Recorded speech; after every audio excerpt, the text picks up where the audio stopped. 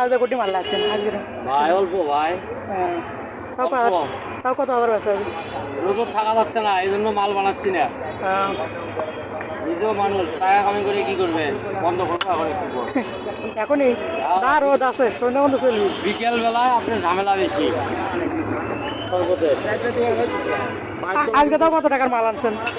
ভাই 400 glass. 400 glass হবে? 400 গ্লাসের দাম কত? মেলা 4000 টাকা। যাক, তার মধ্যে খরচ কত হয়েছে আপনার?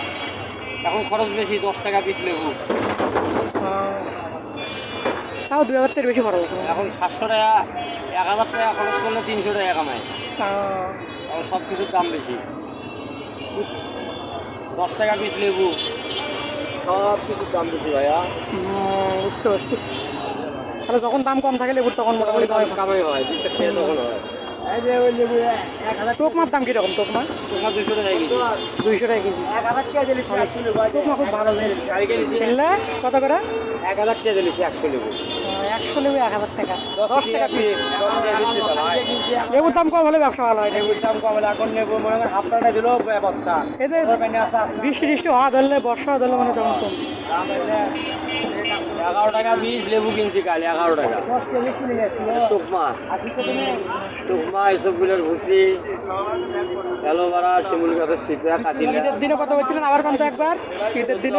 14,000। 14,000, মাশাআল্লাহ, ভালো ব্যবসা হয়েছে। 14,000 মোটামুটি 5-6 হাজার তো থাকিস, তার বেশি থাকতো না। আগে ভাই ওয়ান টাইম গ্লাস 100 গ্লাসের দাম 100 টাকা। 800 গ্লাস ওয়ান টাইম গ্লাস কিনছিলাম, 800 গ্লাস কিনছি 800 টাকা। এই যে গ্লাস 1 টাকা পিস। হ্যাঁ ভালো, টাকা ভালো। অনেকে তো ইয়ে গ্লাস খাওয়ার চায় না। আপনার এত মানুষের ভিতরে কাপড় গ্লাস তো দর্শক দেখলেন, দারুণ একটা বিজনেস আইডিয়া।